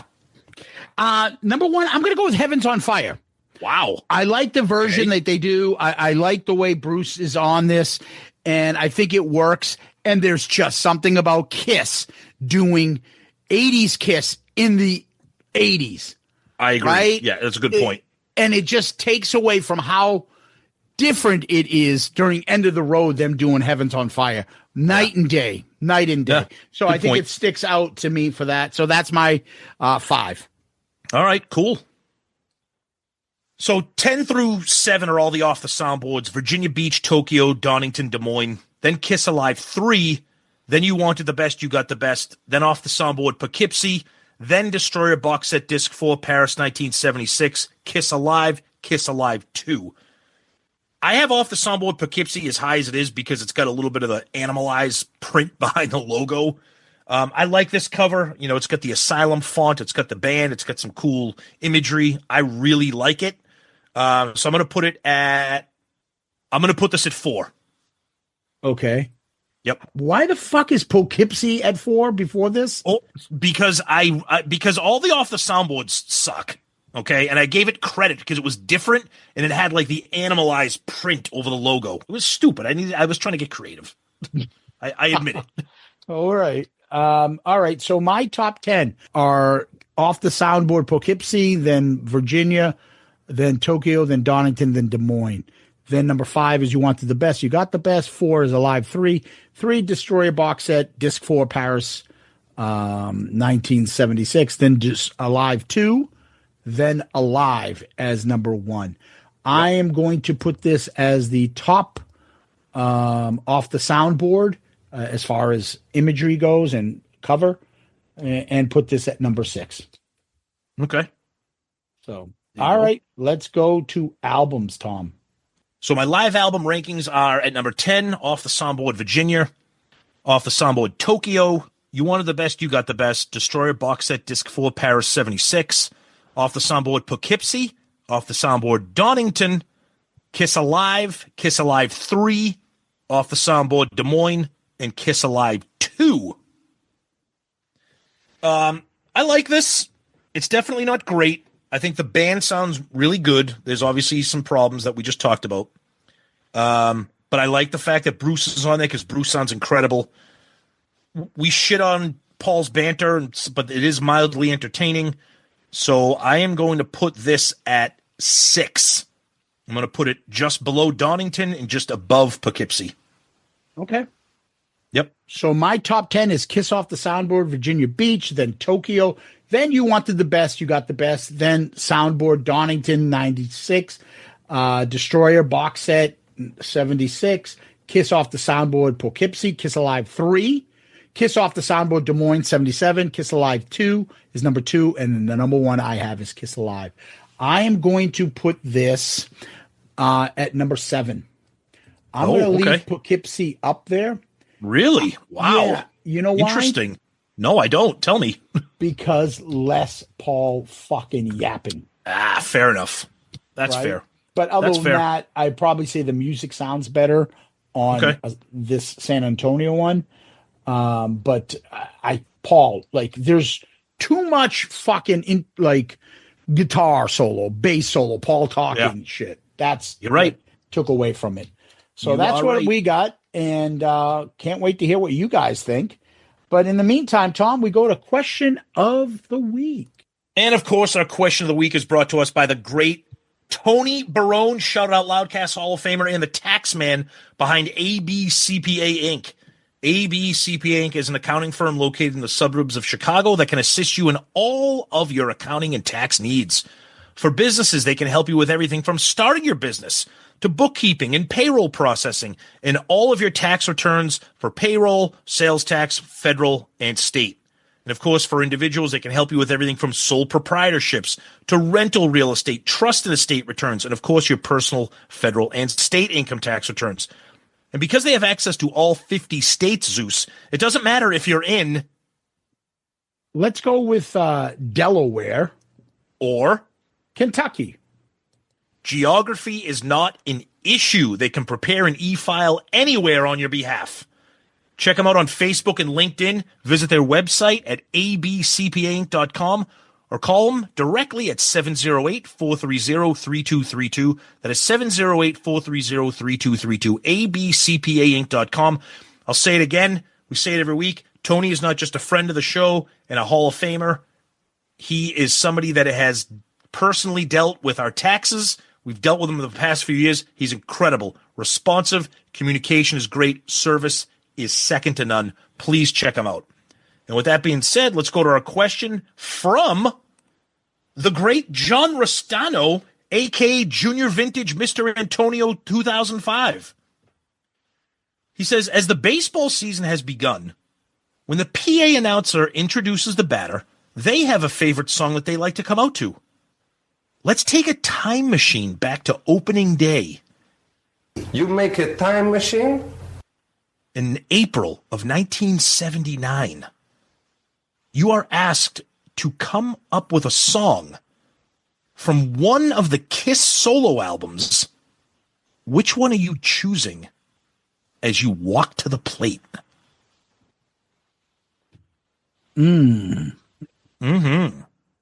So I'm pissed that he blocked me into the solo albums, because if you went the whole catalog, you'd go. Nope, because the solo albums came out in September 78, so opening day, spring of 79. I'm thinking what's fucking like badass. I would say Radioactive right before the lyrics start. Oh, for me, this is easy. It was Rip It Out. Ace, Rip It Out. It's got to be. Oh, either that or Kiss the Girl Goodbye. Easy thing. Yeah, exactly. Hold me, touch me. Yeah, if you're limiting me to the solo, I'd want the beginning of Sun Drum. That's kind of cool. That's actually kind of cool. And then you stepping into the fucking batter's box. Everyone's like, "What the fuck? What the fuck is going on?" Yeah. Or you can just the opening riffs to Hold Me, Touch Me as you're approaching the plate. No, maybe not. No. Good question, though. Yeah, thanks, buddy. Appreciate it. Good stuff. Tom, where can people find us? Our website is always the place to go, shoutoutloudcast.com. That you can find everything regarding all of our shows and episodes there. You can find all the links to our social media, Twitter, Facebook, Instagram, YouTube, TikTok, Threads. It's all there. Links to our Amazon shopping page, links to our Shout Out Loudcast merch, and most importantly, links to buy our amazing KISS book, Raise Your Glasses. It's right there on the landing page of the website. You can also send us messages directly from the website. We receive those in the form of an email. Or if you want to just use old-fashioned email, do that. shoutitoutloudcast@gmail.com. You want to send us our question of the week. We read one every week, just like we read that one. Please continue to do that. Email's probably the best way, but we'll take anything you send us. And, of course, we always like to say that we're a proud member of the Pantheon Podcast Network of shows. You can always DM us on Twitter, Facebook, Instagram, Threads, TikTok, motherfucker. We're also on, what's the one? Blue Cheese, whatever, Blue Sky. Blue Sky. Yeah, and check out our Spotify playlist that Tom creates. Those are always fantastic. And subscribe to our YouTube channel. YouTube. And give us one of those 5-star child reviews on Apple Podcasts, Spotify, wherever you can. It's a big help to us. The other place is if you go on Amazon, please purchase our Raise Your Glasses book. The song with all the KISS songs off the studio albums are analyzed and broken down. You can go and also give us a 5-star review if you enjoyed the book. It helps us on Amazon when you do that. Moves us up in front of more eyes. You can make sure you go to the website, as I always like to repeat, shoutoutloudcast.com, shoutoutloudcast.com. Tom, we like to end with famous last words. Do you have any? Take me to the jungle, honey. We're living in a human zoo. Get you turning tricks for money. I'd rather roll around with you. Ugh. Oh, no, tears are falling. Oh, no, tears are falling. Oh, no, tears are falling. Tom, Loudcasters, KISS Army, thank you. Guys, you're the best. Thank you so much. Can't wait to hear the feedback on this and so much more. And Zeus, as always, my friend, thank you. Peace out, Girl Scout. Hit the music. What I'd like now is for all you fat, out-of-shape, worldwide kiss-tards to keep the noise down while I show your ladies what a real sexy man looks like. Listen, all you people out there sitting on rented furniture, settle down. Cut the music. Anybody seen Richie? Anybody know why Richie did Bobby Lupo?